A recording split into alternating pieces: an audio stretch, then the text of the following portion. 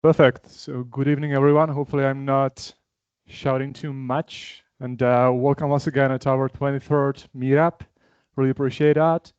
And today we will have a pretty interesting topic. And I know we are solving the situation once in a while, meaning once in a quarter, usually, which goes down to the fact of planning the quarterly OKRs goals and executing those. And besides that, we want to make sure that we can explore this topic from different angles and perspectives. And that's the very same reason why there is Tomas Honek with us, if you can show us yourself. And so thank you for being with us. And of course, Jan Fried from KPIs as well. And let's see how we can tackle it today. So buckle up and let's have some fun.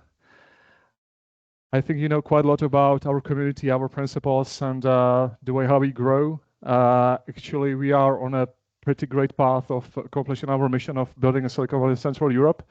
And we'll explore and open much more details about that at our conference in March this year. Without further ado, moving on, I think you know these faces. I hate seeing my face.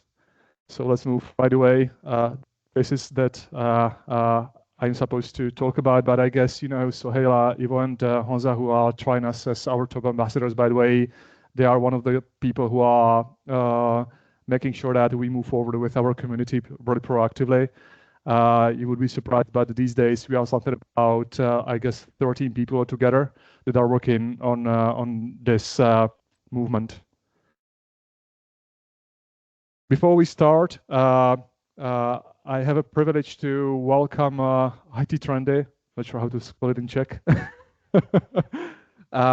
being our partner of our community, which is really, once again, really great because if you can, for example, Google ITtrendy.cz, you will see quite a lot of interesting topics in terms of their content, blog posts, podcasts, and other forms of really important things that are actually on the horizon in terms of software engineering and the movement.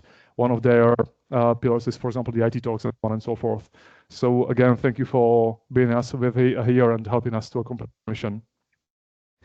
Going back to our topic, I know this headline sounds really boring, which is master your complex roadmaps.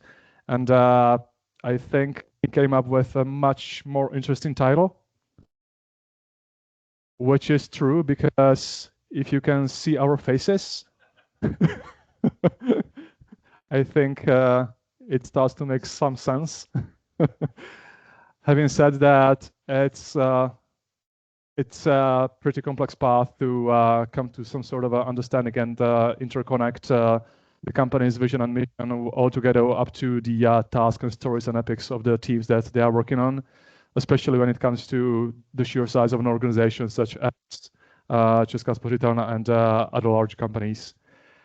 So this is really the topic. I really want to make sure that you can please, by all means, scan the code. And if you would have any sort of questions, share out, like it, do whatever. We'll do our best to answer the questions just to make sure that we are on the right track. The more spicy question, the better.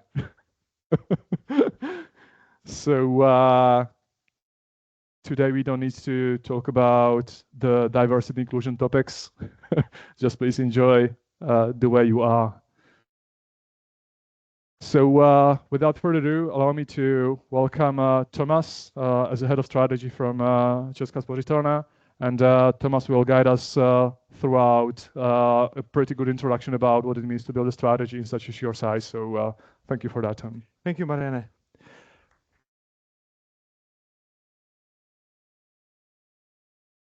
Good evening and welcome to Ceska Sporitelna. It's a pleasure to host you here tonight. So I will talk about the roadmaps, how we turn value. But first of all, there's an interesting year for us. We are turning 200. I don't actually have many friends that have 200th birthday. So for Ceska Sporitelna, it comes in February. Why I'm mentioning here, this bank has a huge legacy of good and bad, and it's actually quite a story. I had the pleasure to be here part of the journey for the past 7 years, where we actually went through agile transformation. So it has been a really interesting story, and happy to share few insights out of that. So I have few slides. I try to select kind of very practical things that can kind of show the things that do work, that do not work. So I hope that will be interesting. First of all, let me share a bit of context actually on the agile transformation, because this changes a lot the way how we prioritize. Some 10 years ago, and maybe you remember Ceska from those days, we were a super commercially successful bank, earning a lot of money. But it must be said that our customers didn't love us. In fact, there were many of them that hated us. So maybe quick interaction. Do you know the Net Promoter Score metric? Yeah. Can you guess what NPS we used to have some 10 years ago? Any other guesses? Yeah, no, so the first one was closest actually. I didn't even know that time that the NPS can go to minus, but we had really something like minus 40. So the figure was like totally horrible. Yeah. And so you will then see at the end where we are now, but really it called for a substantial change. So by that time, our current CEO, Tomas Salomon, he's a really fantastic visionary type, joined. He changed really many things in the organization. Lots of people left, came, and so on. But after a year or two of the transformation, they were still, he was still thinking like, look, this is not good enough. Yeah, the NPS was getting maybe closer to zero, but it was far from a love brand. So really the board of directors went around the world and they were searching for ideas how to turn the company around to increase the customer centricity. And this is actually how we came to know Agile as a way to really break the huge organization down into smaller empowered teams where each of them own part of the customer journey, part of the customer experience, and they are really responsible for delivering the value to the customers, iterating and learning from that. Yeah. So that was the reason why we turned Agile. And why I'm saying that, this also completely changes the way how you prioritize, how you roadmap, and so on. Yeah? Because before it was fairly simple. Well, simple. We had 100+ huge transformation projects, spending really hundreds of millions on them. But the prioritization was relatively simple. Yeah? You had the business cases, you ranked order rate, and you selected 100, and then you went. Yeah. Now with having the large number of empowered teams, you really want to empower them and leave it up to them somehow what they will do, but still you want to prioritize and you want to steer it. So this is how we introduced something what we that time called quarterly business review as a way to steer the company. By now, we abandoned the QBR. We do it a bit differently, and let me share with you parts of that journey. Maybe before I go further, just a little show of hands to understand where you are coming from. Who of you is working in sort of an agile organization or with that methodology? Okay, super. Glad to hear that. And who of you is not happy with the way how you prioritize? Well, it's pretty good. I expected worse. I must say we are working with that a lot, and I'm still not happy. Yeah? So maybe I should be more. So okay. So who of you are prioritizing at all? Okay. No, it's actually half and half. Yeah. So thank you for that. Yeah. Look, so let me share with you how we prioritize. This is a relatively complex scheme, but I pulled some real stuff that we are using. But I will not bore you with the very nitty-gritty of that, very nitty-gritty detail of that. But I will show a few examples. So this is more for a context. But I'm saying that on the left side is something called what we call strategizing, because OKRs are not a strategy. you need more. Yeah? You need to have basically vision, understand the maybe 5-year horizon, understand where the product is heading, understand what is the financial impact of that, and do some business planning. This is one. So we do that, but then this is an input and what I call share context for the product teams to actually do the prioritization, which is running much more frequently. We are somehow mixing a monthly and quarterly cycle. I will talk about it later. And then it's always a 3-step process. You basically always start with some review, so kind of inspecting where you are, and this triggers need for prioritization. This identifies, let's say, the business opportunities, the pain points, and then we go into a planning, which is what we call prioritization. I will again show some examples. So there we are prioritizing what we want to do, what we do not want to do, and also tackling dependencies.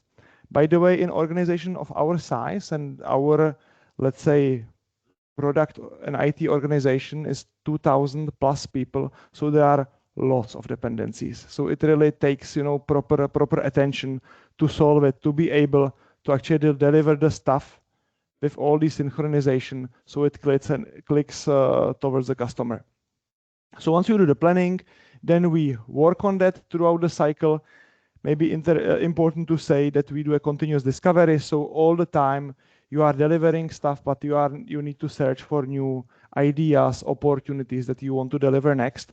And again, there's a cycle of the review at multiple levels of the organization to see how the things are performing. I mentioned the shared context, and this I believe is like super critical actually for the prioritization itself, because you do not want to have the management telling the product teams what they want to do, but the management needs to really make sure they understand where we are heading as an organization, and even more importantly, why. Yeah, because the people, I mean, this is the motivation that they are working on something bigger, which makes sense. So again, without going to a much detail, this is essentially strategy of Česká Sporitelna on one page. It's important actually what is on the top, and this is also connected with what I mentioned in the beginning, that we do have 200 years history, because Česká Spořitelna was founded 200 years ago to bring prosperity to people, to companies, because when we were founded 200 years ago, banking was really a topic for wealthy people, yeah, for nobles and so on. It has been founded really like 400 years in Italy, but really it was a privilege of wealthy people. And that time, and maybe today you will find it funny, but the radical innovation that we introduced 200 years ago was actually the paper passbook, because it was the first product that allowed really the millions of people to start saving small sums for a better future. Yeah? So for us, this is really part of the DNA, and this is why in the vision we have the sentence that we are building stronger society composed of financially healthy, educated, and self-confident people and companies. So this is a part of the shared context. This is the bigger vision, but it's not narrow enough to help still the teams prioritize and thinking what they want to discover, which ideas and so on. So this is where the strategy actually steps in. It's necessary to say that we are not starting from scratch. So this is the base layer. So we are building already today on strong foundation of being maybe I will not now tell the numbers here, but being an institution that has a high net promoter score, large customer base, being very, very profitable. So this is good, but it by itself will not get us to the vision. So here comes the strategy, which over here, the pillars actually, it's important to say that these demonstrated the change that we want to do. These are essentially the objectives out of the OKRs. They are actually of two types. The ones in the middle are the deliveries that we are doing, that we are delivering towards the customers. On a side, we have baked in actually the continuous transformation journey. So as I was speaking about the agile transformation, is in fact about people on the left side, yeah, and about technology on the right side. So this is at par actually with the customer deliveries. So here comes actually the first lesson. I mentioned it's important to have this shared context. At the other hand, what we discovered, having these broad objectives, that is maybe too broad. I mean, there are key results below, I will show, but what we figured that having sort of these longer term objectives, it doesn't help people to prioritize so much because many initiatives could be somehow linked towards that. So we want to be more discriminating, I would say, and having the objectives more narrow. So now in the next strategy cycle, we are somehow decoupling the vision from the objectives and we are making them strictly 18 months. So that's that. Now, a few examples. I said those are the objectives. We actually steer it really on an operating level. So we do have data-driven Tableau dashboards, which are showing how we are tracking. The lesson here also what we learned, as I said, we started with the quarterly business review. We try to extract some lessons from companies like Amazon and so on. And what I call metabolic rate is much higher. So they don't talk quarterly, they talk weekly, they do weekly business reviews. We said for us, maybe it's too much. So we jumped to a monthly review cycle. So with actually the board of directors and the CEO, we review this strategy map that shows the tracking of the KPIs and OKRs on monthly basis, which triggers some interesting decisions. I brought you one example. For us, super important is the stability and availability of George, our basically key banking app. In the beginning of the year, we had basically few spikes over our KPI. So we immediately said, like, look, we need to fix it. This will be priority number one. And within the cycle, actually, we prioritize the initiatives. We do have, let's say, 500 delivery, or we work on 500 initiatives every quarter, smaller, bigger pieces. So as we identified those stability things as a number one, so actually this is a real snapshot of the dashboard. So time to recovery of one of the components that became, so I lost it. Yeah. Anyhow, I will keep speaking. I speak pretty loud, but we will fix it in the meantime. Yeah. So that became really number one. Yeah, to fix it. So it showed that the thank you, Děkuju. So the process works. Now I'm a little bit long, so I will not go into detail of how we prioritize, but why I'm showing it, and this is more talking to that for each company, you need to devise your own way. I mean, since we are a big complex, we try to work with the things like the big room planning and these things. But for us, having, I mean, so many teams, that was basically too big room planning. And maybe we would need to have a hall like this and be really patient to spend 2 days quarterly with the management team. So we kind of abandoned that. And we have a sort of a multi-way or multi-layered prioritization where at the top level in the beginning, in the senior management, we identify the top priorities, let's say the top key results that we want to tackle. And then we leave it up to the tribes, which are our, let's say, product organizations, to prioritize their topics. And then we bring it together at the bank level. We have an algorithm, to put it together into really one order of priorities. And we have a neat tool, which I will show you here, that helps us actually identify the dependencies and the bottlenecks. Yeah. So this is just again an illustration. Yeah. Over here you have lines with 500 of the deliveries, initiatives, epics, however you call it.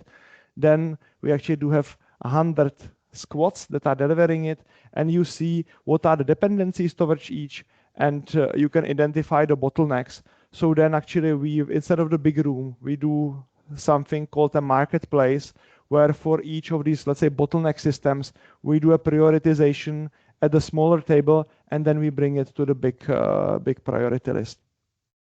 Again, one learning, what we are actually missing here is a good way to manage capacities. This is ahead of us. We want to improve it because we need to have a better way how to understand what is the available capacity in each team, because they are also occupied by, let's say, some current projects, the run-the-bank activities. So we need to get more precise there, and also more precise in estimating the the investment of each initiative. So we could get better in actually drawing the line. Our current pain point is that we are able to rank all the initiatives, but still always we are, um, having maybe too much appetite for the change, and like we go into the prioritization with more of them, and then we kind of struggle to deliver everything. So we should be more, discriminating more and really put the line and say no to more things that we are doing currently. Yeah, so that I think also in terms of the timing is leading me to the end. So I mentioned the NPS. So this is where we landed so far. I think the overall change would be for a Guinness Book of Records. Knowing the fact where we started, it maybe was not so hard, but really we are super happy now with the way we moved. We are, I would say, the maybe most loved bank out of the big ones. But still, when I'm saying we are happy, in fact we are not there. We are still shooting higher. I mean, there are some banks which are around 60s, so we still want to go upward. Nevertheless, it's always like as you go to higher numbers, it's becoming increasingly difficult to add at any more point. What is also nice, actually last year we won the customer experience global award, actually for the financial health app and products. So this made us happy. Also this recognition. Now to close, I was thinking of 3 takeaways that are interesting out of the learning journey. First, and I said it and I will repeat, start with why. I think it's super important to give the teams the shared context to let them see the North Star, because this gives them the empowerment to really seek for the best solution and iterate with the clients. The other one is more painful. This is say no to good things as well. Because when you do prioritization, typically there are no stupid things that you could easily cross out. And we figure always we see things that do have a significant value, and somebody did an initial discovery on them, they like it, they spend lots of time on them, and you need to say no. You cannot do everything, but it's hard. We are also learning. And lastly, culture is super important. I mean, we speak a lot, I guess, in this community about technology, we speak about prioritization, the process, but at the end of the day, it's always people doing it. And we should not underestimate their mindsets, attitudes, and so on. And we are also seeing that because even in a prioritization, to, let's say, leave my idea behind, say no to it, and take my capacity, my energy to help my colleague or the neighboring team to pursue their activity, maybe do it faster, do it better. This is super hard. And it speaks a lot about corporate culture, and we should be also mindful of that. So that leads me to the end. Marianne, tell me how much time we have for Q&A, so whether I was too long. We are all good. Yeah, so happy to take your questions, whatever you found interesting, you agree, you disagree. Do we have any questions on Slido or something? 3 questions. Okay. Okay, so Jakub is asking, was the low NPS the reason to start transforming your strategic planning? For example, moving to OKRs and having QBR, or was it triggered by something else? It was, but I would say not the strategic planning. It was the reason for the whole transformation. The agile transformation, with which the QBR was basically one of the tools to do that. And by the way, now it's a funny story, but that time the OKRs we sort of learned by accidents, because we had a consultant telling that you need to do this, do that, do this. And by the way, don't forget to set your OKRs. And we said like, oh, what? So then we read the books and so on, started experimenting with that, and are having good experience so far. Okay, thank you. And Marek is asking, there is tech modernization tag. Do you prioritize both businesses and internal technical tasks like Java update, patching, database migration on one meeting? Yes, we do. It's difficult. And it's also maybe important to mention kind of what are, let's say, the metrics we prioritize on, and I must say we are not complete. We are also, working with that, but typically it would be three things that help us to prioritize. One is the customer impact. Typically, how much the initiative contributes to, let's say, the financial health of the client, to make it very simple. Second is the financial impact, to what extent it helps us with our revenue or reduce costs. And third is the strategic fit or contribution actually to the OKRs. And here comes the technology. So, for example, if you do decommissioning of one system, this is a positive cost case because you do the decommissioning and you stop paying for the licenses. So this is one. Thirdly, the contribution to the OKRs.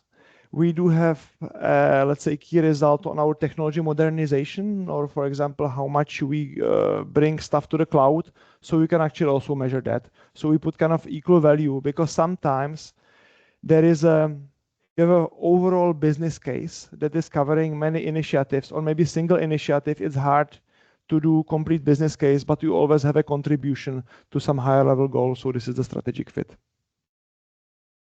Okay, another question. What is your North Star metric, if you have one? Number of financial healthy clients. Perfect. Cool. So I think we are good. And big round of before we move on with David as well. So what's the definition of a healthy client? Happy to talk about it. Now I hope I'm not stealing the rest of the evening, yeah, because this is a one-day workshop. No, we do. Just a question. How many of you do have George in your mobile phone? Okay, that's good. So if you open George, there is the fit zone actually, which tells you that there are basically several pillars of financial health, and this is sort of the components of financial health. So it's basically saying how many clients can meet their ends or meet their budget at the end of the month, how many clients, or to what extent the client has created a reserve when something unexpected happens, to what extent the client is saving for a pension, and to what extent client is basically investing into some sort of investment for the future. So these are four. Out of that, a little bit more. And basically by these pillars, we can actually describe the financial health really well. Perfect. So I think we are good. So a big round of applause for Tomas for Thank you. helping us understand how the strategy works. And by the way, there was one very specific shortcut on that slide, which is ITAL, ITAL. We have one of the ITALs here over here on the stage as well,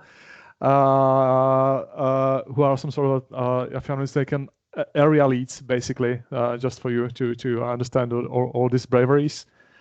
And I have to basically confirm that it's not easy to do the right planning at this sheer size of the organization. By the way, was having a workshop today at the very same company where people were constantly saying one single thing, which is like, there is too many rabbits to chase, which is I would say, every business issue these days. Perfect. So without further ado, I will move over to another topic. So let me go over there right away. I hate to see my face. Perfect. So if you allow me, I want to guide you through a very specific story or a role. And right after me, I'll try to explain what are, the tips and tricks that sort of increase the probability of delivering the outcomes and the results and the roadmap as such. There will be, I would say, much more interesting topic, I hope, from Jan about how they proceed with the strategy at the scale of the kiwi.com.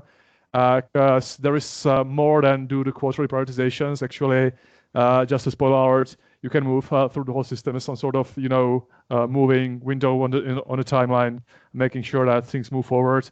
I'm not gonna jump on the details. There will be much more to be said from Jan. So just give you a simple introduction. Imagine you've been in the role of product manager, tech manager, VP, CTO, director, whatever that is. Basically, us being responsible for delivering, surprise, surprise, results, value, outcome. And usually different, I would say, perspectives how we can look at it from the meaning of executing the quarter and delivering the results.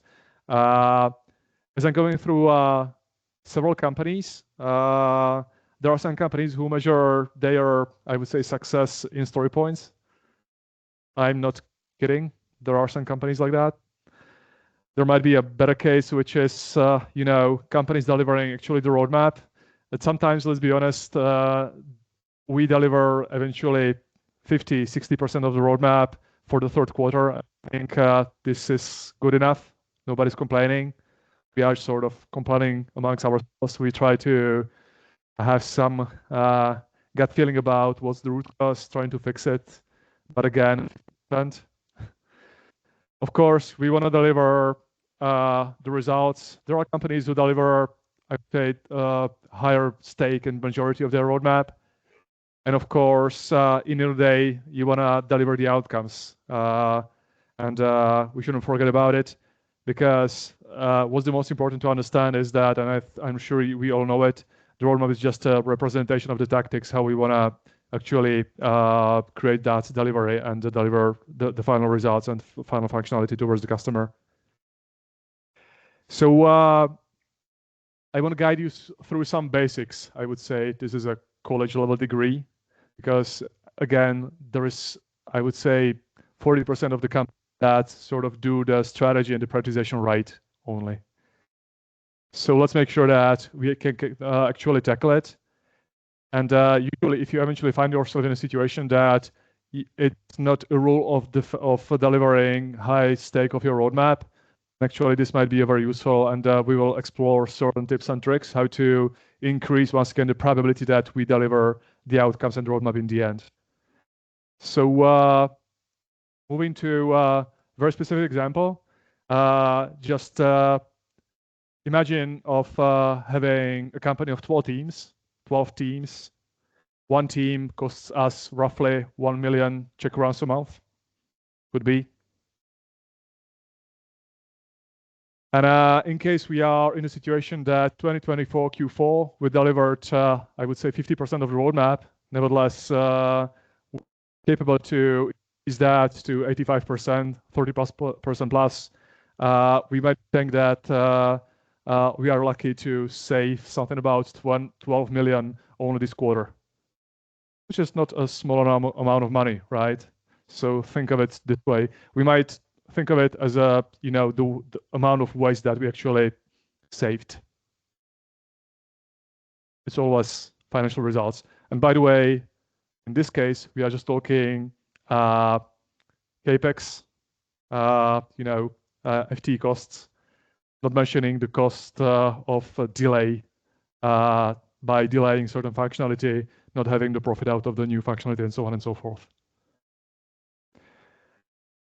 Moving further, and I think this picture is pretty straightforward to you, although pardon me my writing. I just want to make sure that we all understand, the vertical flow of things and how to think of certain elements. Meaning, if we talk about the vision and the mission, it's roughly an element of 5 years perspective. Then moving to the strategy might be something about 1 to 2 years, just to make sure that we are heading in a certain direction. And again, Tomas was talking about the strategy and why it's important. By the way, again, we might be very surprised how many companies do not have the product strategy. I mean, just give it a try. How many of the companies you are within that you do have the strategy actually written down? Okay, so it's like 50-50. In some of the companies, they are sort of neglecting this element. Either they are too small or they do it on purpose, I'm sorry to say it, because it's much more easier to make changes and nobody's objecting. Usually they call it, we are a dynamic company. I think you've heard of that. Run away. Yeah. Moving on. After having the strategy, of course, after the strategy, we want to create something very specific, something very measurable, meaning at least creating some yearly OKRs, quarterly OKRs. I think you know it. And then only then we move down to initiatives, epics, stories, and the overall, I don't know, theater of and Disneyland of sprints and so on and so forth. What's important to understand is we have these two horizontals, basically, that we want to talk about, which is the yearly and quarterly planning, again, as mentioned here, to make sure that we are actually capable to plan it well, to deliver, and to gather the feedback, having the constant flow of the outcome. There is also, of course, the green line, sort of, to say, which is basically the software development lifecycle. Myself, I used to say that, you know, the software development lifecycle for me being an ex-developer is something really crucial. But come on, like, I mean, it's boring. Sorry to say it. I don't really care whether we are working in sprints, Kanban, shape up, whatever that is. Of course, it's helpful. But what really plays the game is the red line. That's where the magic happens. And again, sorry to say it.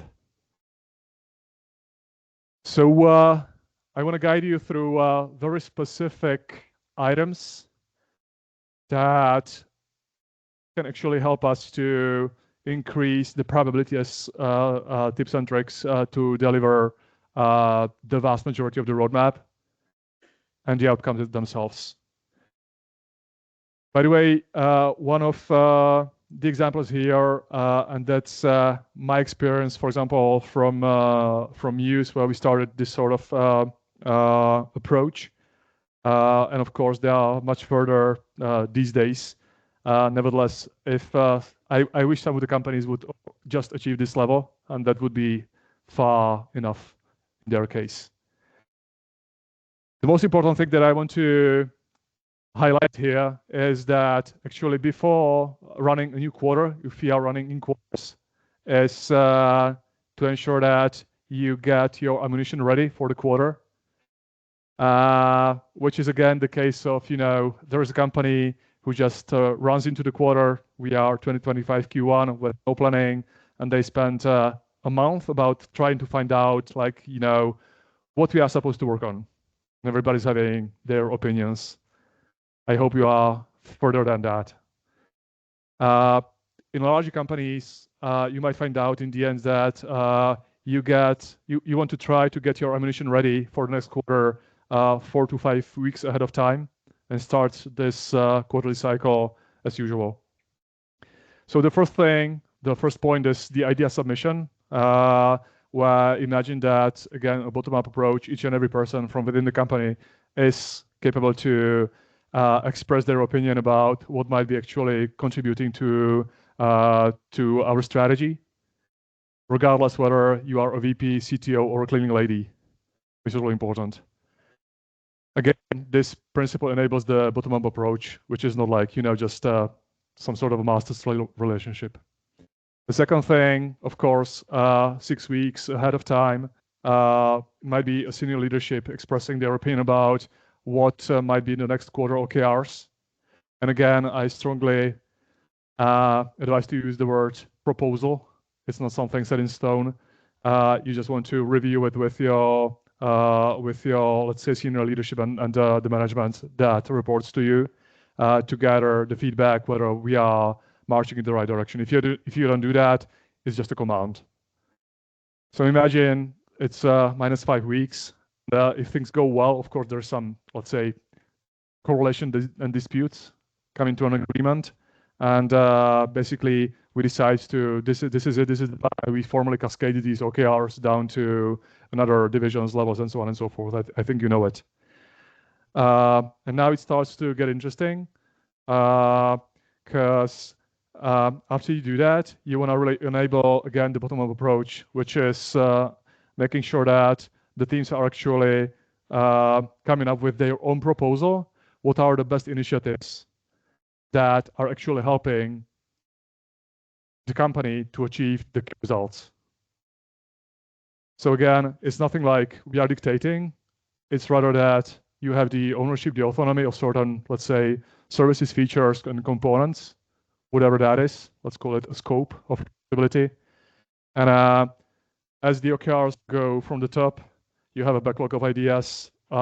These ideas are usually like big chunk of things, meaning initiatives moving months to quarters, and you want to match the ones that contribute the most, obviously, to the OKRs. One exclamation mark, please make sure that you don't, or you don't come up with too many initiatives. Usually you want to end up having 2 to 3 initiatives for a quarter per team. I would say 2 is far enough. If you go over, then you end up having a huge cost of context switching. I will cover some details furthermore. I think this is the detail that I think we've used as an example of, so on the green side, you might be saying like, these are the OKRs, these are the metrics that we want to achieve. These are the initiatives as, I would say, strong candidates. And what we do with that is value mapping, meaning what are the most valuable and the least complex, basically initiatives again that are contributing to our results. Again, we are not talking about stories. We are not talking about tasks. We are not talking about epics, right? Perfect. After we do that, actually what you do, and we are something about 3 weeks before the new OKR cycle kicks in, is that after each and every team knows their most valuable initiatives, we want to slice these initiatives and put them into some meaningful increments, epics into the roadmap. And here comes the truth of saying, let's say, we have 2 most powerful initiatives that we want to contribute or execute basically and deliver. Nevertheless, there is usually more, and please pay attention to that, there is more than working on key results or OKRs. Usually, and you might be having 4 categories of increments that your team is usually working on. The biggest mistakes, in other words, that a junior team lead is doing is that if we ask them to, let's say, come up with a strong proposal of what they are capable to accomplish in the next quarter, they usually think that they can dedicate 100% of their capacity towards OKRs, which is crazy. Why? Because it's not only creating new features and new functionality or covering certain KPIs, it's also about keeping the business running. Some people call it business as usual or keep the lights on. And of course, there are other, let's say, additional initiatives that your team is working on. So think of it as, let's say, 4 categories of epics. The first one is, the green ones are, what are, the epics or increments that contribute to the main key results. The second might be, what are the 10 things that we want to work on? The third, and now it starts to get interesting, is what are the epics that are sort of dependencies of other teams on us. And there is a 4th category, which the teams tend to forget purposely, which is some sort of a final makeups from the previous quarter, if you know what I mean, the pirate work, meaning like, it's 2025 Q1, but still we are working on 2024 objectives for some reason, which is something you don't want to witness, right? So if you sort of are asking your teams to go through this and scan it, it's very simple because you just calculate the amount of epics as some sort of iterations of value that your teams are capable to deliver. And if in the previous quarter, for example, your team has been capable to deliver, I would say, let me say, 12 epics, but now you have 26 of them, you need to do some laser cut. How many of them can actually fit your roadmap? The very basic school and some of the companies, how they do it is that, we have these sort of ideas, initiatives, epics, and we want to break all the things into story points, which is crazy. That's something you don't want to see, of course. This sort of approach of being capable to properly calculate your capacity on the works only and only if the cycle time of the epics creates some sort of a Gauss curve, if you know what I mean. Because if the duration of epics implementation varies drastically, there is no way you can find this calculation sort of meaningful. And of course, after we do some, as Tomas said, we might be doing some sort of a, team synchronization, where it's really important to understand all the dependencies. And by the way, speaking of dependencies, you might be having 2 levels of dependencies. The number 1 level, the very simplistic one, is that I might be having a small story depending on another team. In that case, please ask your team representatives to go on their planning meetings. Not just saying that, but being present there. Otherwise, you wouldn't be able to lobby for it. And the second option, which gets more interesting, if you have a larger epic that sits on other team shoulders that you are depending on, just please make sure that you have the full, I would say, approval, and you see your epic on their roadmap as a physical proof of, yes, we'll be working on that, as opposed just to saying that, and then we are surprised in the middle of the quarter that, the agreement hasn't been met. The other tip that worked really great is we call it Sprint Zero, where we basically, before we started the new quarter, and we were ready, by the way, we just wanted to make sure that we are up already at all the levels, meaning at the beginning of each quarter, there was an automation that spread and broadcasted some sort of tasks relevant to Sprint Zero to all the teams, dozens of the teams. And basically it was, I would say, 3 to 4 tasks. The first one was, please make sure that you break the initial, of course, epics into some meaningful tasks, stories, and so on and so forth, basically preparing your ammunition for the next sprint, Kanban, whatever that is. The second, which is really important, we call it backlog refocus, which is, I want to see you, I wouldn't say deleting, but sort of, putting the low-level bugs that are sitting in your backlog for 2 years to a different place. And here we are very diplomatic, but basically a drastic reduction of the old trash, just for the sake of ensuring that you stop working on previous quarters, assessments. And of course, the third point was we want to see some sort of a visualization of the tactics, how you want to achieve your goals that are visualized in the roadmap. Nothing surprising, I guess. In terms of the execution, again, nothing new. But the monthly business reviews, the quarterly business reviews, that's totally fine. But one thing to think of is just make sure that these sort of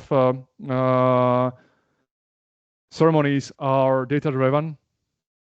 And I know for some of it sounds like, no-brainer. Nevertheless, there are companies who don't have the full data capabilities and governance enabled yet, and they are hugely suffering from that. And actually, that's the root cause of why the OKRs doesn't work and it goes being sunset. Nevertheless, the most important thing, going back to to speaking of money, which is this is the very moment where you want to enable teams to steer in order to, for example, change their tactics if some key result doesn't move as fast as we expect it to. And actually, one thing to say out loud, please make sure that actually you celebrate the steering of that team that was able to change their tactics, or in other words, change their roadmap, because actually they eliminated the waste, which is again money. This was one of the representations that, for example, we talk about. And by the way, we ended up asking each and every team to come up with their, we call it 3 ratios, the product roadmap, technical roadmap, and off roadmap, just to understand how much the teams are really working on things that matter. And of course, product roadmap is not 100%. And it's great to see that in real. You can build this report very easily out of the Jira by having a proper structure. What's really important to mention here is that, for example, if we are a product driven team, then of course we want to understand that or see that majority of the work of the team goes towards the product roadmap actually. By the way, one small note, product roadmap doesn't mean OKRs. It shouldn't be like necessarily equal. There might be some additional initiatives that are part of the roadmap on top of that. And this is yet another example, which was very Spartan, to be honest. But basically, this was the way how we would say it's an experiment to enable the interconnection between the vision and mission down up to the tasks, stories, and the sprints. Meaning, you know, on the was that left hand side, you can see what are the main, let's say, key results that we want to meet. Then you have a couple of initiatives that contribute towards these key results. Surprise, surprise, these key results are split into increments, so-called epics as we know it. We don't go any down further, no tasks, no sprint, no stories. But basically, it gives us a pretty good picture of, you know, there's a couple of initiatives that we ran a couple of years ago, where they are, how far they are, how many of those are already in progress or done or not even touched yet. And at the end of the day, you get the big number, which is the most important thing, which is how far we are in terms actually of accomplishing our roadmap. So imagine you are in the, for example, second month of the quarter. So I want to see something about 60-something% here. If it's only 20%, then it might ring the bell. Okay. Once again, this is just a roadmap. It's just a tactical representation of achieving some outcome. It doesn't mean that by going 100%, you will actually achieve the outcome. But there might be, hopefully, some correlation. So before going to an end,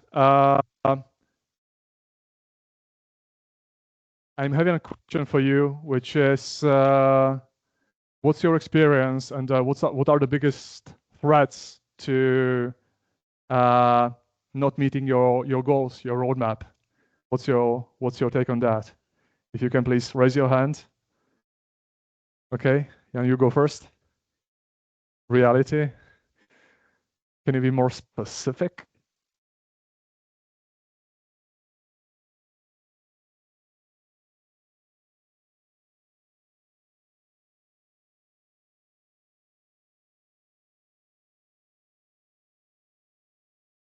Okay, reality gets changed. Okay. That's the reason why we are capable to steer, of course. And I will just double down on that, meaning what I see sometimes is that although we have agreed on a roadmap, for some reason there are other ways how to break that roadmap, meaning how to get more of the epics, more of the stories, and add an additional work with no replacement and nothing.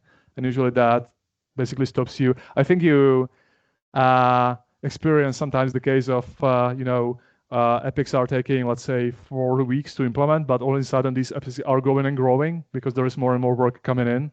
So that's one of the usually signals for that. Okay.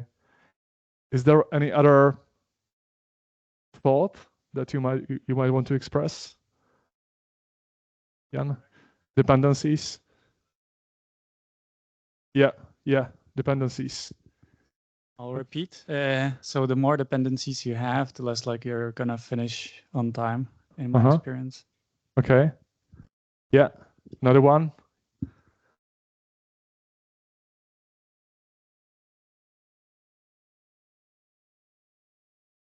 We'll have the last 2 to 3. Let's see. I would say stability of the environment, of the organizational structure. If you're changing organizational structure, at the same time, you're actually delivering something that makes all planning a little bit more difficult. Yeah, totally. Meaning like if you do too many changes at the same time.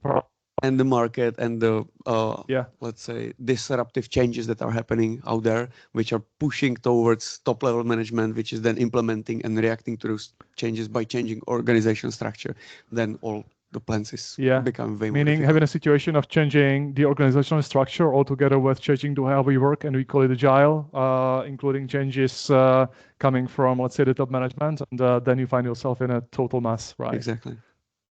Okay. Can go further. Let's see how far we can go.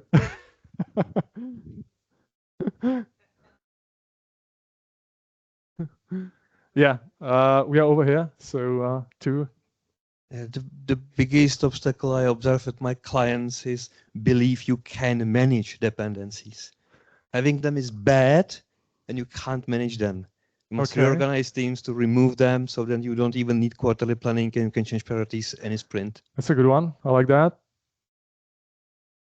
Sure, that's a pretty good answer. And we can go a bit further down here. I think when you have no buffer, for example. The buffer. Yes. Okay, it's a pretty good topic yet again, which is like, you know, there are companies who demand you either you accomplish 100% of your quarter or you are out. And usually that signals that you will end up creating huge buffers and you slow the whole machinery down. It's a good one. And to you? Changing strategy. Changing the strategy. We are back again at, you know, changing the content.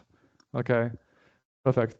So thank you for your answers. I really liked Carol's answer, which is in the first place, before we start talking dependencies, we should be asking ourselves whether we really want to introduce that dependency in the first place. And eventually, resolving or agreeing on resolving some dependency, how about we move that very specific person to team to sort of rebalance it to mitigate that hard dependency altogether, right? So that's one of the core principles. So thank you for the best answer. We have some merch for you. So thank you once again to you, Carol.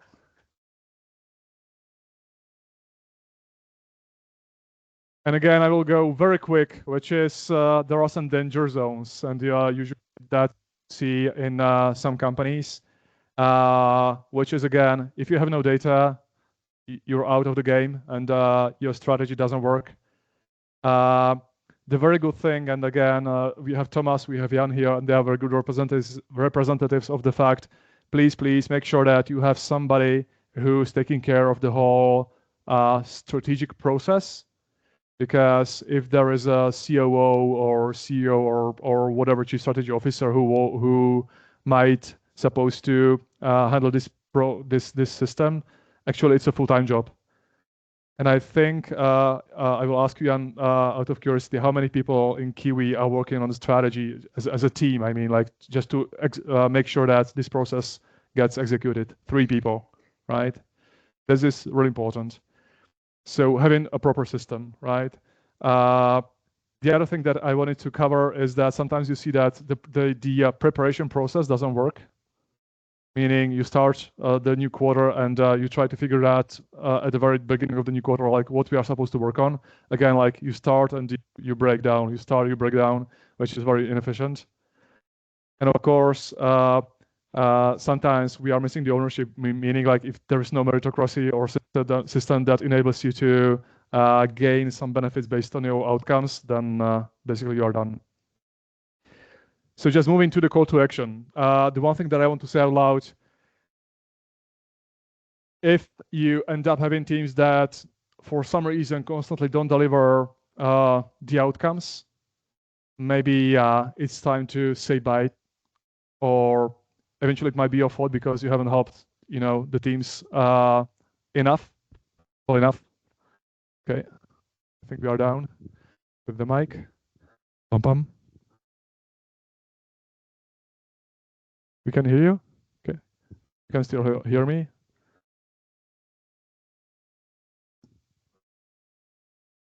Pum pum. Okay, we are good. So please, the call to action. Fuck it. Thank you for the services. Are we good? We are not. I'm okay to shout because I think I have strong enough voice. Nevertheless, you know, the message is, if you don't deliver on your roadmap as a manager of the team or a tribe or an area or domain, whatever you call it, maybe there is something corrupted and it needs to be fixed. In other words, I don't want to hear, and nobody wants to hear excuses why the roadmap has been delivered, why we helped that sort of salesperson while there was no agreement on doing that, or that we didn't properly agree on some dependency.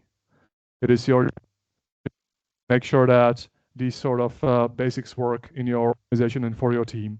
So please pay attention to that, and things like you know, systems, leadership, and so on and so forth. In the end of the day, we are here to deliver the outcome and the result. If you are sort of trying to find out, so what's worth optimizing and improving, to be honest, as part of the system, is to please think of it this way. The most important thing is to understand how much your teams actually are working on things that matter the most, which is OKRs, if that's the main goal. Only then I want to measure a roadmap contribution, which might be, again, my team working 65% of the time on the roadmap, which is already hopefully pretty good. Of course, startups, we are going 90%. With some sort of a, you know, maintenance teams, we might be going only 20%. Thank you. The reason why I'm showing this slide is what I see very often is that companies start to optimize themselves and be getting more efficient on the very bottom level. And it's even more bottom than what we are showing here, which is, hey, how about we start measuring how efficient we are on GitHub level? Like, why the fuck? Who does it help to? Of course, it gives us some information, but if we do it in a logic, you can think of it as why to have an expensive, high-performing machine if that machine 50% on the roadmap does not compute. So first of all, make sure that some sort of a machinery works on the things that matter the most, and only then try to optimize it more on the detail level.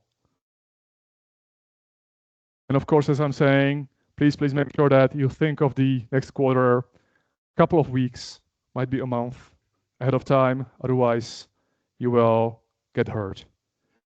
And I think this is a picture before we move on to Jan's basically insights, which is we are people from product and tech here. And you might think of it as, you know, if from the tech perspective, I deliver, let's say, 80+% of the roadmap each and every quarter consistently, combining that with delivering and adopting having a right adoption, and I would say 70+% on the functionality level from the product perspective, meaning how well has the new functionality been adapted by the customer, again, key results, then it creates the killing cocktail that gives you the power to kill the competition and basically win on the market. So again, before you start to think of, you know, DORA metrics or, I don't know, pull requests, this, I think, is the metric that you should be striving for. So thank you for this piece. Might be a couple of questions, I guess. So let me, if you allow me, answer it like first two questions, and then we move quickly to Jan. So we have 3 upvoted questions, so maybe nice. 3. And before Jan, we have a break for 10 minutes. Yes. Just before Jan. So I will just answer, and then we have a break. Yeah, that's good to know. Okay, so Maciej is asking, what units would you measure the size to calculate ratio of initiative or epic? To calculate the size of initiatives and epics? If I get it right, basically the best metric that you can benefit from is the one being close to the reality. So meaning looking at the past, which is usually the cycle time of how much an epic or initiative has been in progress, And basically, you can create some sort of ratio out of it and being able to do some proportion calculation of how much percentage of your time has been spent on actually the most meaningful initiatives related to either OKRs, key results, or technical improvements. Okay. Another question from Cyril. Do you use a buffer when planning your roadmap? If yes, is it hidden or transparent? A buffer when planning a roadmap. The answer is, I wouldn't call it a buffer, but we want to make sure that actually people spend quality time on, road mapping each and every quarter. So basically one of the examples might be that you want to decrease the capacity for your sprints while spending time on plenty of meetings for the upcoming quarter. So usually you might go down by, I would say, 35 to 40%, which is pretty fair and natural. Okay. Okay, thank you. And last question from Philip. Why are you measuring percentage of roadmap completion? You've started with a meme about outcomes. Yeah, that is very true. Again, there is hopefully high enough correlation between the two. And again, it serves me as some sort of a prevention to understand whether my teams are working in the right velocity on the epic level. Having said that, imagine a case of let's say accomplishing only, I would say, 2 epics out of 12 epics in half of the quarter. Basically, it creates and triggers an alarm, me raising the hand and asking a team lead, hey, Peter, please let me know if I can help you any further, whether we need to descope, reprioritize, or something. So thank you for that question, because this is actually true. While there might be another extreme of that, which is if you are, let's say, good enough, you might be hitting your key result or goal just within the first epic, and the rest doesn't really need to be accomplished fully. So that would be my explanation here. So thank you for that. Perfect. So I think we are good. Allow me to take a rest altogether. So we'll have a 10 minutes break before we move to Jan's splendid presentation and insights.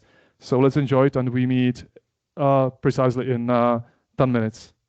One thing to say is we will give you, after you come back, a QR code. You can do your proper voting about what are the most interesting topics that you want to hear moving forward throughout the meetups in 2025. So thank you for that. So please, just let's have some fun to take some refreshments. Thank you.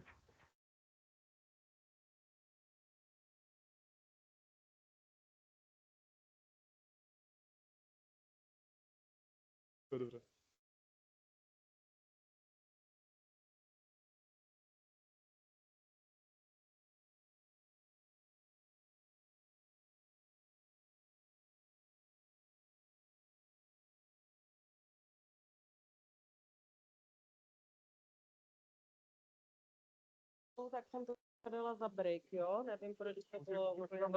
Hnedka teďka si myslím, ještě jak refreshne. Ale mě až teďka napadlo, že dostal vlastní tašku, že Sporitelny, mám ten pocit. No, jako dárky, ale to bylo hodně dobrý, takže... Mojí hlava. Ok, ani se neděje, jasně, to znám. No, já bohužel my jsme měli zase performance review prediction. Těžký tolky, jo, že... Ale nebylo tak hrozný. Jo, to jsem rád. Co ten mistr Jacko se drží pořád? Jo. No, teď jsem prosadil na delivering, že 4, což je jakoby...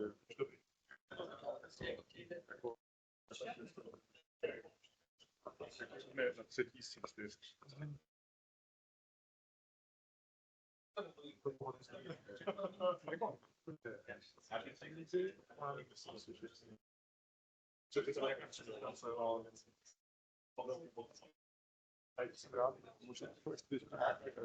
Říkal, že dostal jsem nějakou, nebo vlastně nedostal jsem nějakým jako pole pohovorů někam do co zajímavý pověst, tak jsem si říkal, že když by to nějaký člověk, že bych se ti jako ozval, možná s mentoringem nebo s něčím takovým. Jsem dělal tam jako mentoring program nějak, uvidím, no. Jenom se pěkněme a možná se posunout, říká, že jasně, je to nějaká velikost. Já uvidím vlastně, jak to dopadne. Mariane, pojď si vyměnit tento za tento. Tento nedělal problémy. Já poslouchám to tam. Je tam nějaká jako Uvidíte, co se děje. nějaká... Já to asi. Ale jako to je součást hry, že jo? Ano, vidím Brně něco kolegů. Děkuji. Tak.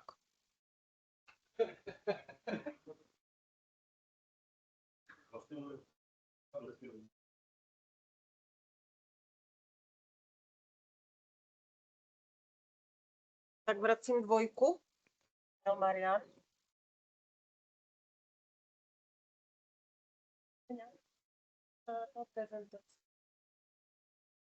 Jo, už se tak děje.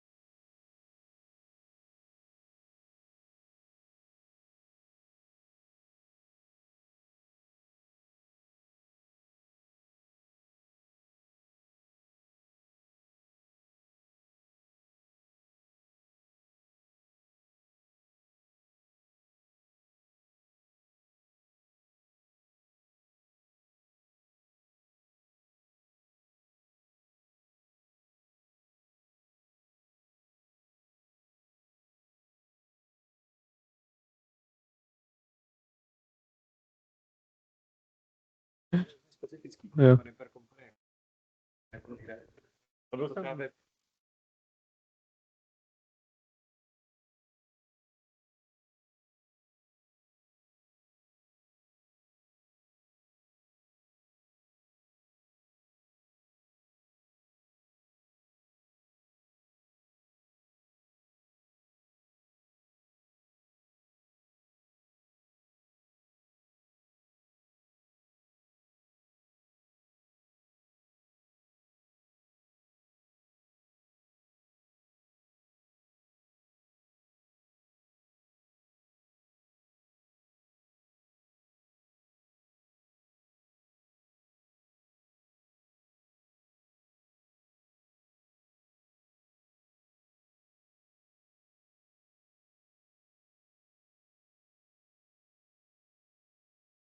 Jo, teď koukám, že mu asi ten mikrofon vyměnila tady.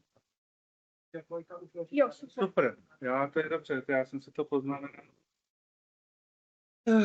Co je to? Co je to být? Úplně já jsem to ještě dneska vybaloval ty z krabic, jo.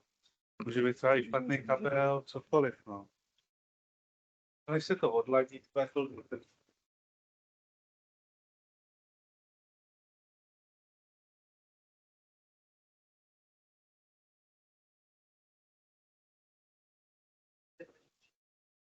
Yeah.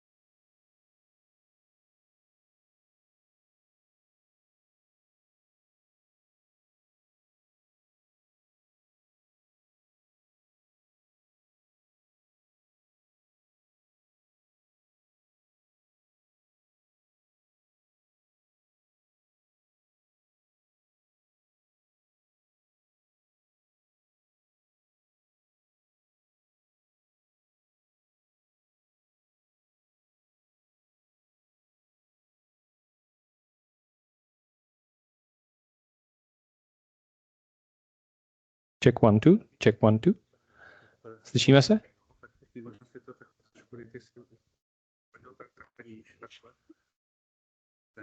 Jo. Raz, dva, tři. Super.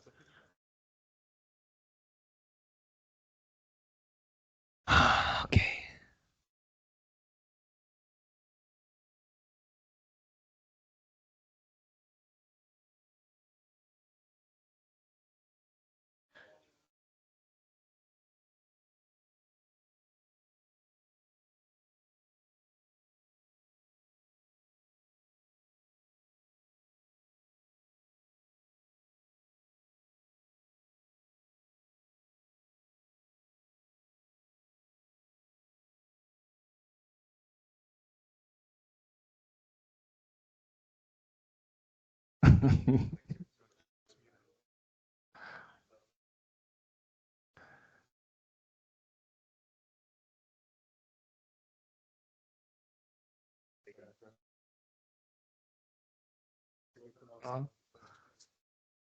Už teďka mám těch pár vět před sebou.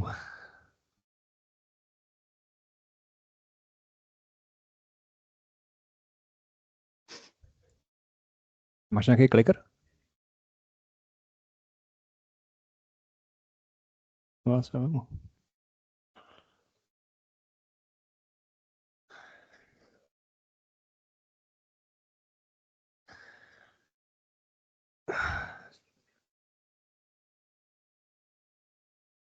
Okay,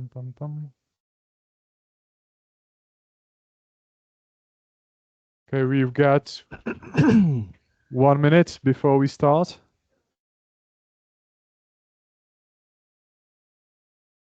Okay, I think we are good. Hopefully the rest of people will make it in 45 seconds.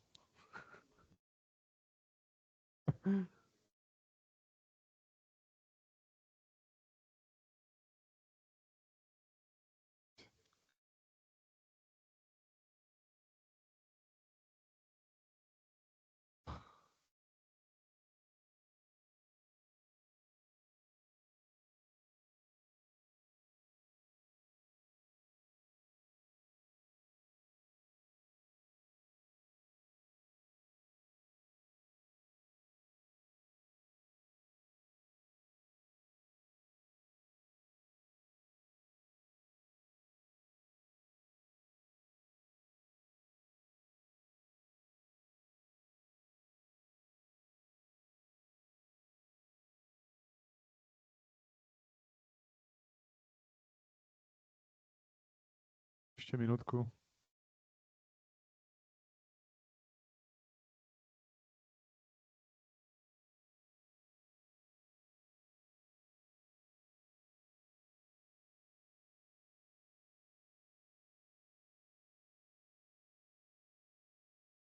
Dobrý? Okay, so I think we can slightly move on to our final stage and our third talk. And before doing that, feel free to help us, our community and the meetups, to find what are the most interesting topics for you actually for the rest of the year. So if you can please kindly, while we speak, scan this QR code. We have purposely chosen 10 most significant topics that people are asking for. And if you help us to sort of put it in the right order, we will just follow this sequence throughout the rest of the year, which might be actually a nice experiment. Perfect. And while we do that, with no further ado, again, welcome Jan Fried, Head of Strategy at KBRs. It's called Strategy Planning, I guess, or something similar to that. Because with Jan, we all have a pretty interesting story because there is something actually more than you can do in terms of the OKRs and the quarterly planning. So the stage is yours. So thank you again.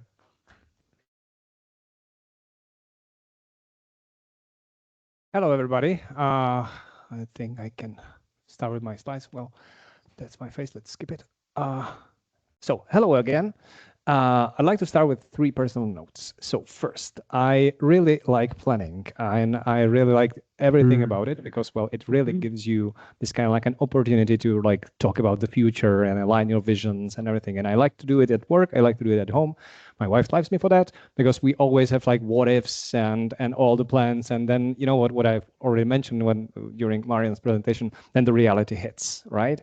And as Winston Churchill famously said, the strategic planning is essential, but the plan is usually useless because, you know, then the reality happens and you need to be able to iterate. But when you are iterating with all the energy that you already invested into planning, you are doing much more better choices when you need to iterate. And that's why the planning is important. So that's one thing. Second, personal note. Wow. I really thank you, Marian, for inviting me today. 2 years ago, I would basically be saying the same thing as Tomas at the beginning, as Marian today. And some people know me. I've been kicking around the OKRs for like 6 years in Kiwi.com. Well, I still don't know why it takes us so long to actually master this thing. But yeah, I'm really surprised like how much we have in common with like a corporation type of bank, with like Tomas Czech Sporitelna, with all the clients that Marian is talking about and everything. So that's the second one. And third, I think I should probably introduce myself properly. So I am head of strategic planning in Kiwi.com for 6 years. Before that, I spent some time with a product development in US. And oh wow, can you hear me? Yeah, and before that, I was working with a Czech invest agency when I was running actually the Czech accelerator in New York and Boston, and I've been basically flying around with Czech startup around corporations tech for quite some time. Anyway, now I would like to actually turn lines to you, and because I'm new in this community, I would like to learn a little bit about you. So this is engineering leadership. So how many of you are engineers? Okay. How many of you are like in the product management role? Interesting.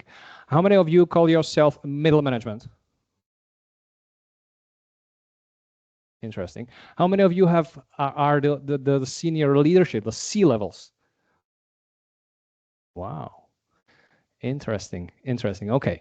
So I think there might be some interesting story that I'm actually bringing to you. So let me start with some numbers, with a little bit of story. So you probably all know KiwiCom. By the way, one last question: how many of you have been flying with Kiwi? Interesting. How many of you have been working at Kiwi? Interesting. So for you guys, it will be interesting because you probably know what we've been kicking around for quite some time, and this is an update. So these are the numbers from year 2023. I would say that this was the most successful year for us, for our company. You see that we have something around 1,000 employees, 60% in R&D. These are the numbers for our revenue and EBITDA. Pretty proud about that. And in that year, we also established our North Star metric, which are the seats sold.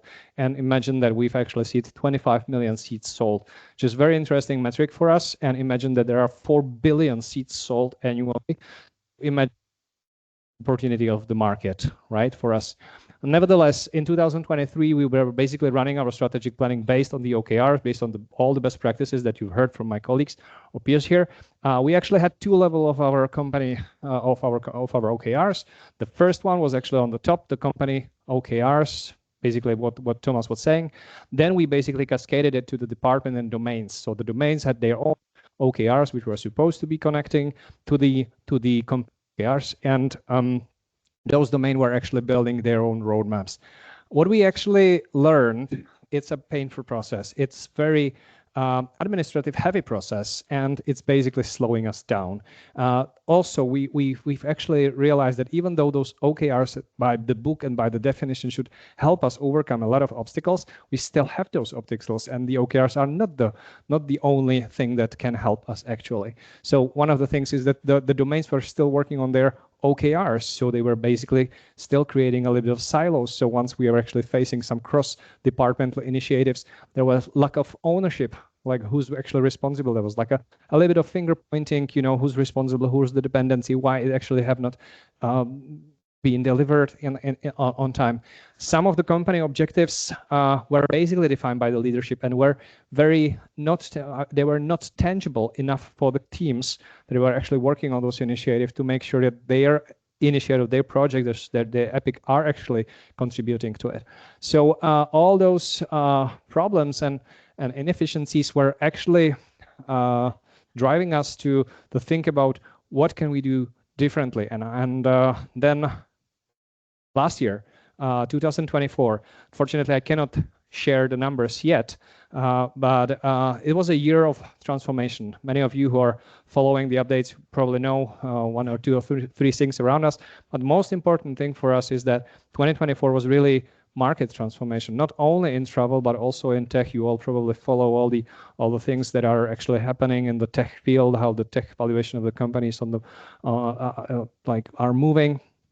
Nevertheless, for Kiwi.com, it was really a transformation year where we actually yet again defined our new product strategy, product vision, or the product vision was the same, but the product strategy, how we want to actually achieve it.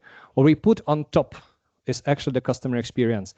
Those of you who raised a hand when we were flying with Kiwi, you might have been actually facing some issues. We were actually really much listening to all those issues, and we are trying to solve it with our new product that we are actually introducing to the market.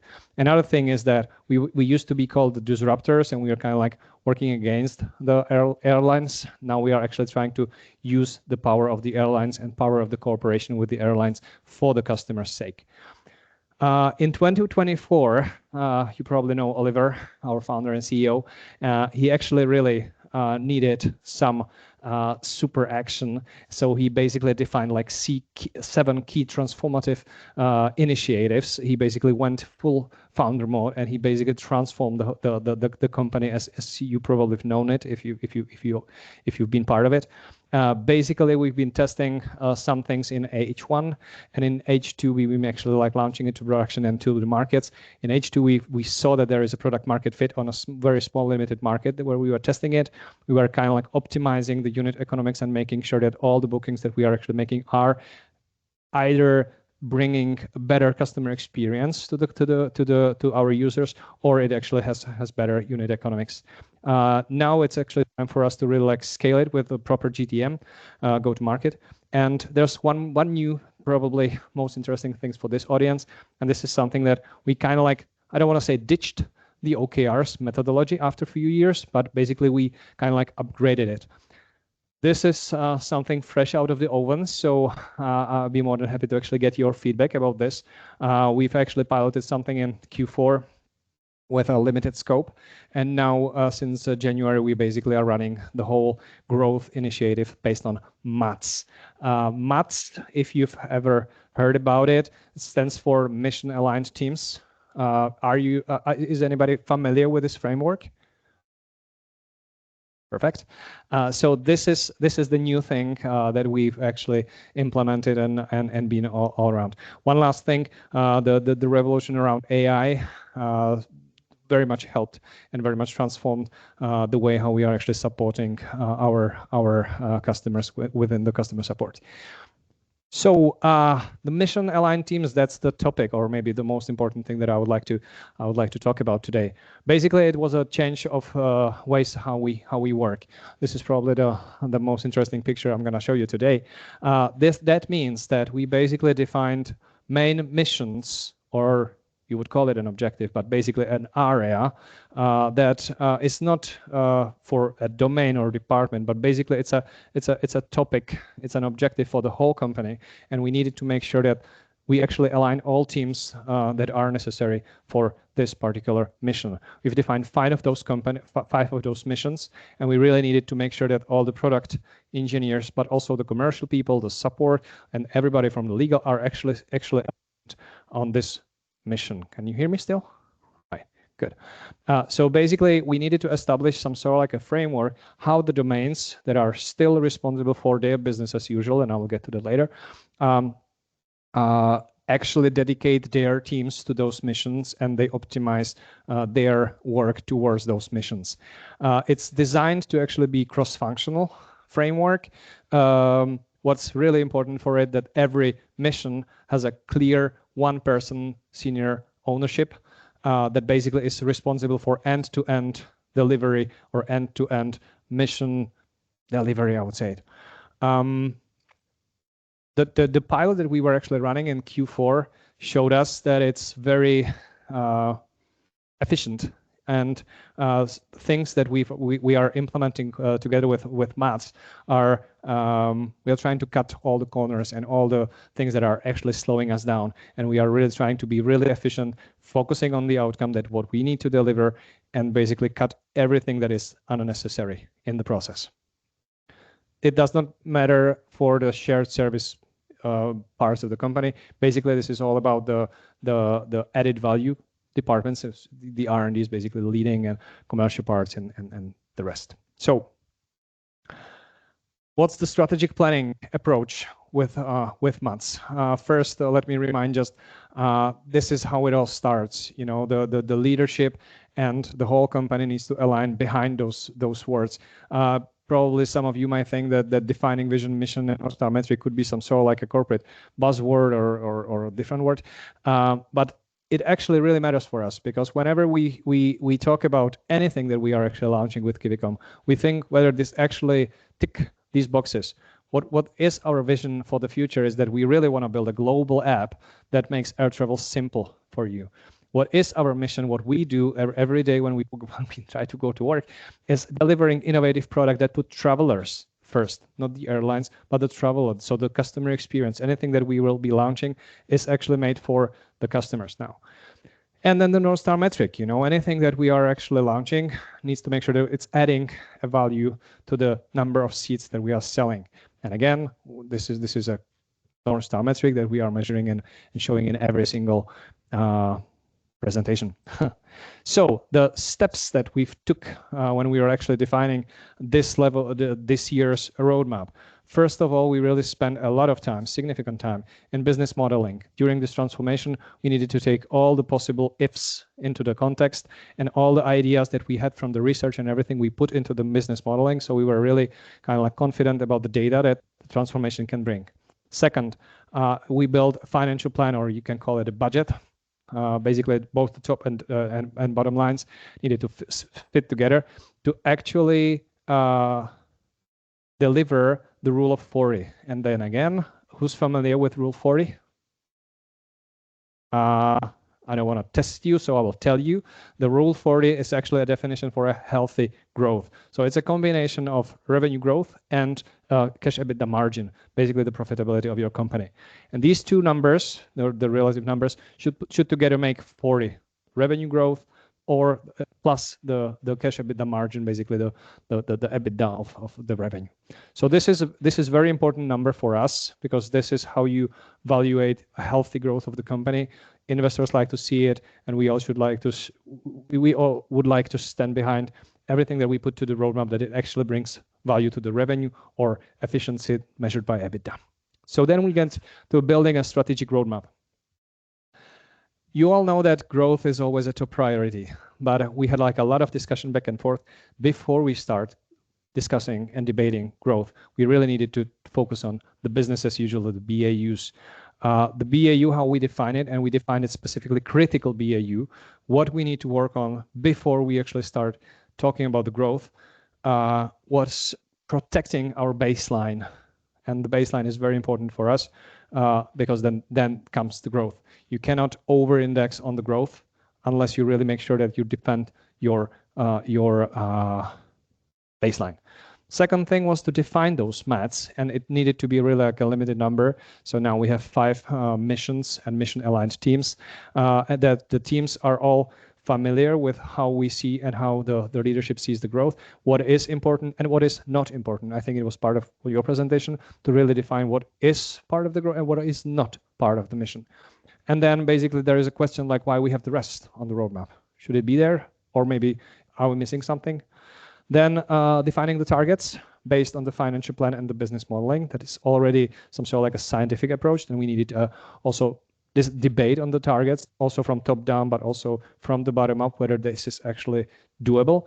And then we start debating the initiatives, epics, stories, and so forth. MAT, every single MAT then, as I said, is responsible for the mission end to end.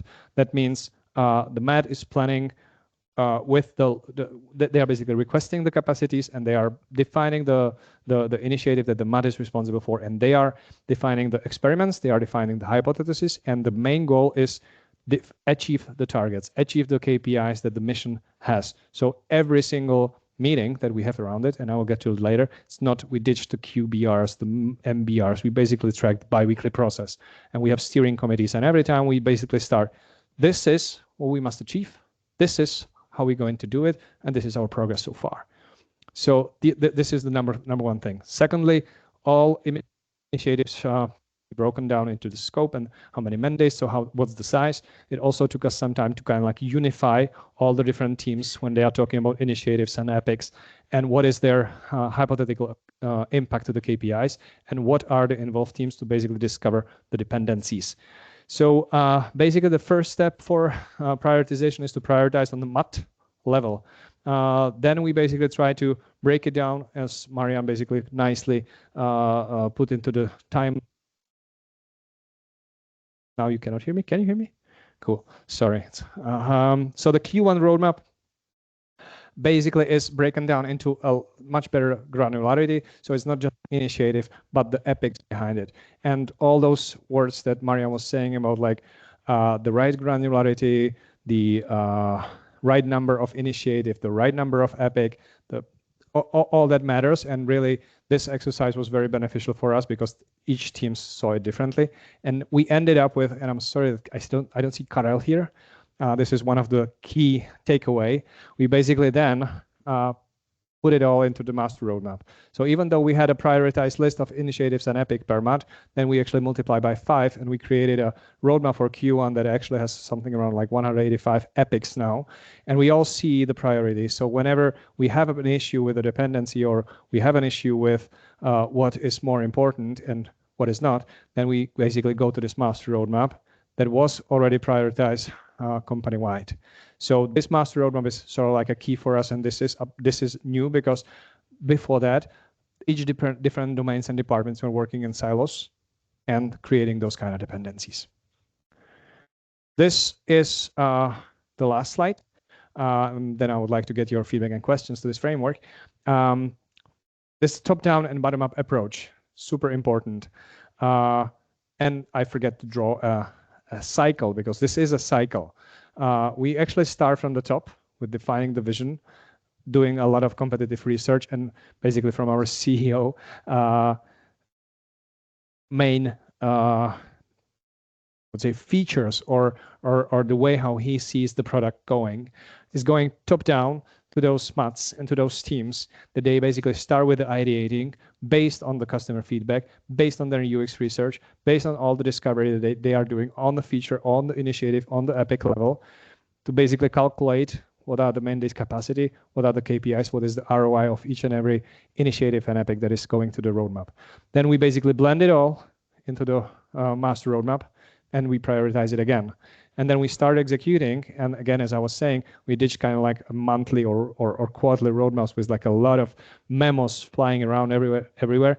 We basically do 2 weeks or bi-weekly steering committees, basically such like a sprints where we basically see whether those initiatives are running smooth, whether they are actually adding the value that we're supposed to according to the hypothesis, and whether we need to iterate. And we are open to this iteration in terms of process or in terms of roadmap. And well, that's it. And this is the framework that we are actually entering now after the pilot in Q4. Now we actually started with all those things. And again, this is fresh out of the oven. So I'd like you to consider this. And maybe if you see me and if you invite me in a few quarters from now, I can tell you whether it was or was not successful, but maybe you will hear from it from somebody else. So now, questions?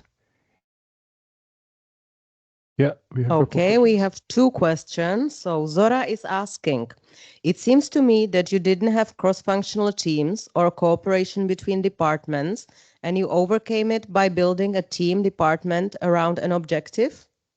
Yes.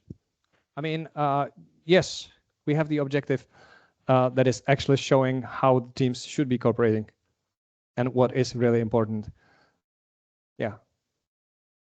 Another question, how do you ensure alignment between company-wide priorities in the master roadmap and the more focused Q1 roadmap initiatives to avoid conflicting objectives?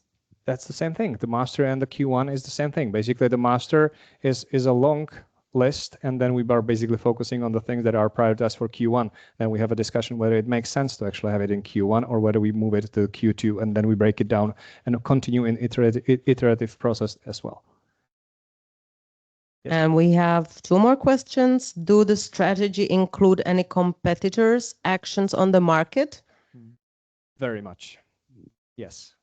Yes, and that's what was covered in the leadership part, what's going from top down, and I would actually say that it's not top down, it's actually from the bottom, not from the side, because the competitive analysis coming from the research and insight team is part of the strategy and working with each and every team as well as the leadership.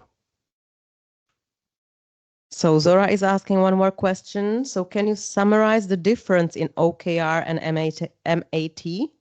It's interesting that you say that because there is no really different. There's OKR's mindset, and all probably know, and the guys were actually sharing. This is the mindset that you supposed to have an objective. You're supposed to be working with the key results.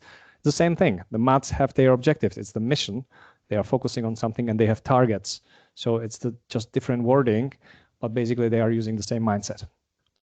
it basically comes down to reducing the amount of dependencies and so on and so forth. In a couple of other companies, they call it strategic teams. They build it upon, right? So it's a very similar approach to that.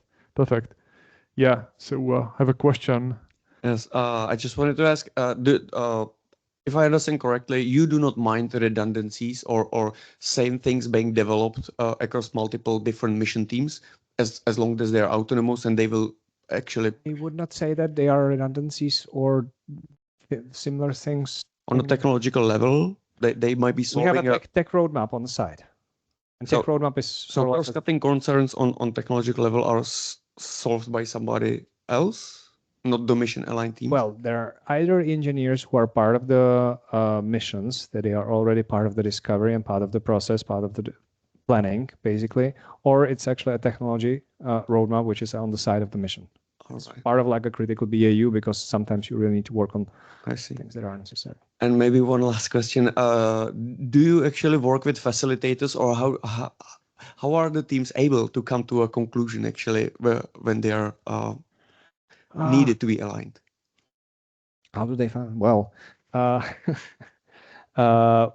we as a strategy team are the facilitator of the whole process. So we make sure that all the mats have some sort of like templates, they have the right tools, they have the right mindset for actually running the mats.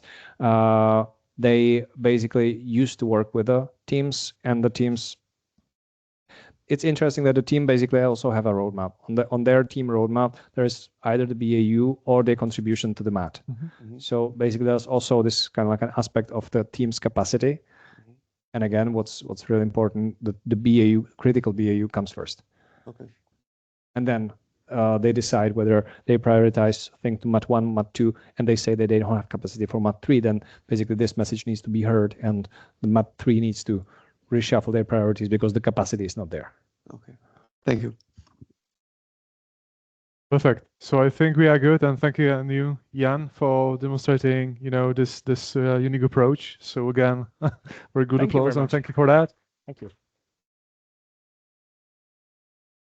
Amazing. And with no further ado, I think we can directly move towards the end. I'm not going to make it any longer for the Q&As. I think we spent quite a lot of quality time in this room. Nevertheless, we can have plenty of questions if we go down for a drink and so on and so forth. A slight invitation for the next meetup, which again comes at the end of January here in Prague, which might be a great topic actually for you, spending the first 90 days, and each and every company is doing that differently. But let's see and compare what are our powerful approaches and features that actually we use for that purpose. I think we are all registered, and you can register, for example, on this very meetup. Of course, no reason to say that loud. Again, I want to invite you to a conference. Actually, it's going pretty well. We have more than 100 tickets sold out, and there is still, I would say, the capacity is 200 something. So let's see how that goes. So we're excited about it. And actually, at our conference, we will expose a couple of news apps and other, let's say, unique opportunities that will change the way and basically disrupt the way how the market works. So really looking forward for it. And that is it. Hallelujah. So thank you for being with us. Enjoy the rest of the evening. Feel free to grab a beer or something. Maybe we are going to end up going somewhere. We'll be more than glad to make it work for us. So again, thank you very much, and enjoy yourself. Thanks.